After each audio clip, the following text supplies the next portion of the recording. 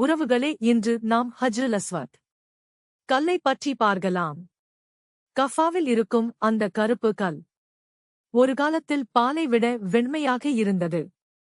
ஹஜ்ருல் அஸ்வத் இன்று உலகம் முழுக்க இருக்கும் முஸ்லிம்கள் அதை முத்தமிட ஆசைப்படுகிறார்கள். அந்த கல் பூமியில் தோன்றியதே இல்லை. நபிகள் நாயகம் ஸல்லல்லாஹு அலைஹி வஸல்லம் கூறினார்கள், ஹஜ்ருல் அஸ்வத் சுவர்க்கத்திலிருந்து இறக்கப்பட்டது. அது ஜன்னத்தில் இருந்த கல் அல்லாவின் கட்டளையால் பூமிக்கு கொண்டு வரப்பட்டது.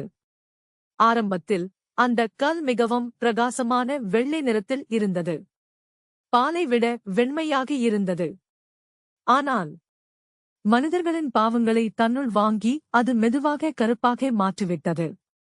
ஒவ்வொரு தலைமுறையிலும் மனிதர்கள் செய்த பாவங்களின் தாக்கம் அந்த கல்லின் நிறத்தில் தெரிந்தது.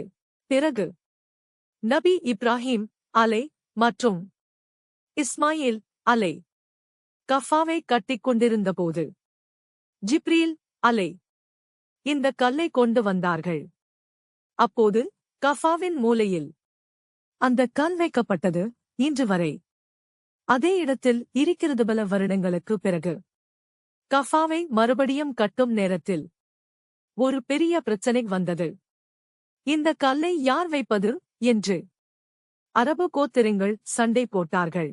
அப்போது நபிகள் நாயகம் ஸல்லல்லாஹு அலைஹி வஸல்லம் ஒரு துணியை விரித்து ஹஜ்ருல் அஸ்வத்தை அதில் வைத்தார்கள். அனைத்து தலைவர்களையும் சேர்ந்து தூக்க சொல்லி அமைதியாக அந்த கல்லை அதன் இடத்தில் வைத்தார்கள். இன்று லட்சக்கணக்கான மக்கள் அந்த கல்லை தொடுவதற்காக அழுகிறார்கள்.